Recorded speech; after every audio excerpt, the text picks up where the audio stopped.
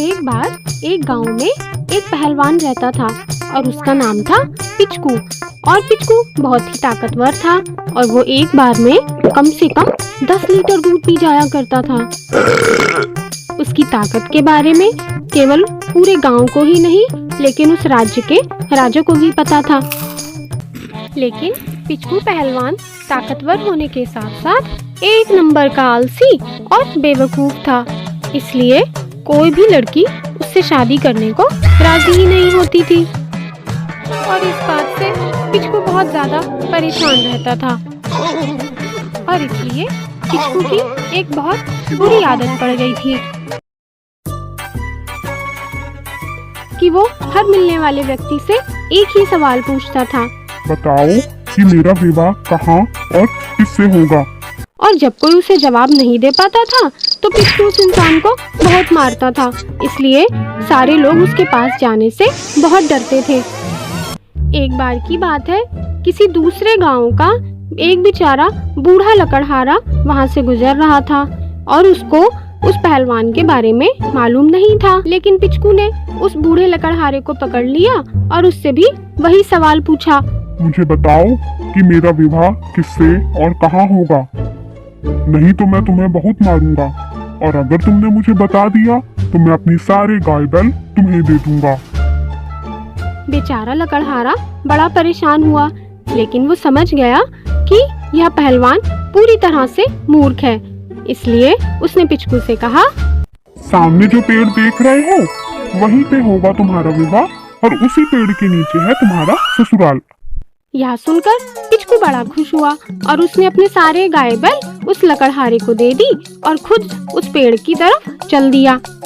जब पिचकू पेड़ के पास पहुंचा तो उसने देखा कि उस पेड़ के नीचे एक छोटी सी झोपड़ी है जिसमें एक औरत अपने बच्चों के साथ बैठी हुई है और वह सीधे बिना किसी से कुछ पूछे हुए उस झोपड़ी में चला गया। औरत ने सोचा, शायद ये मेरे पति का कोई पुराना मित्र है, इसलिए उसने उसे हाथ धोने के लिए पानी दिया। पिचकू ने जब गिलास में दूध के बदले पानी देखा तो उसे बड़ा गुस्सा आया और उसने उस औरत को बहुत जोर से डांटा। हे, क्या तुम्हें पता नहीं है कि मैं सिर्फ दूध ही पीता हूँ। औरत बड़ी हैरान हुई और बाहर जाकर रोने लगी। थोड़ी देर में औरत का पति भी आया और उसने उससे रोने का कारण पूछा। अरे भगवान, क्या हुआ और तुम यहाँ खड़े होकर रो क्यों रही हो? न जाने कहाँ से तुम्हारा कोई जाहिल दोस्त आया है जिसने बिना कारण ही मुझे डांटा और जब मैंने उसे पानी दिया तो उसने पानी फेंक दिया। यह सुनकर आदमी को बड़ा गुस्सा आया और उसने अंदर जाकर पहलवान से कहा, तुम कौन हो और तुम्हारी हिम्मत कैसे हुई मेरी पत्नी को डांटने की? पिचकू ने आओ देखा ना ताओ पास रखा डंडा उठाया और उस आदमी की जोर से पिटाई करने लगा। बेचारा आदमी इतना डर गया कि वो वहां से डरकर भाग गया और जब उस औरत ने अपने पति को भागते हुए देखा तो वो बहुत जोर जोर से रोने लगी। अरे मुझे अकेला छोड़कर कहाँ भाग रहे हो? तो पिचकू ने उससे कहा, रो मत, मैं ही अब से तुम्हारा पति हूँ और हम लोग मिलकर इस घर में रहेंगे। मुझे एक बहुत बड़े ज्योतिषी ने बताया है कि इस पेड़ के नीचे ही मेरा ससुराल है। औरत बेचारी रो रो कर चुप हो गई क्योंकि उसके पास कोई दूसरा रास्ता नहीं था। कुछ दिनों तक आराम से रहने के बाद घर का राशन पानी सब खत्म हो गया और औरत ने पहलवान से कहा, तुम कुछ काम धाम भी करोगे या घर में ही पड़े रहोगे? पिचकू ने अपनी जिंदगी में कभी कोई काम तो किया नहीं था। उसने अपनी पत्नी से पूछा, मैं क्या काम कर सकता हूँ? पिचकू की पत्नी ने कहा, जाओ राजा से कुछ जमीन मांग लो और खेती बाड़ी करो ताकि हम लोग पेट भर के खाना खा सके। पिचकू ने अपना डंडा उठाया और महल की तरफ चल दिया। जब सैनिकों को पता चला कि पिचकू इसी तरफ आ रहा है तो उन्होंने इसकी सूचना राजा को दी। राजा ने मंत्री से कहा, यह पहलवान बड़ा ही ताकतवर और मूर्ख है और इसे यहाँ ज्यादा देर रहने की जरूरत नहीं है, इसलिए वह जो भी मांगता है उसे दे दो और यहाँ से चलता करो।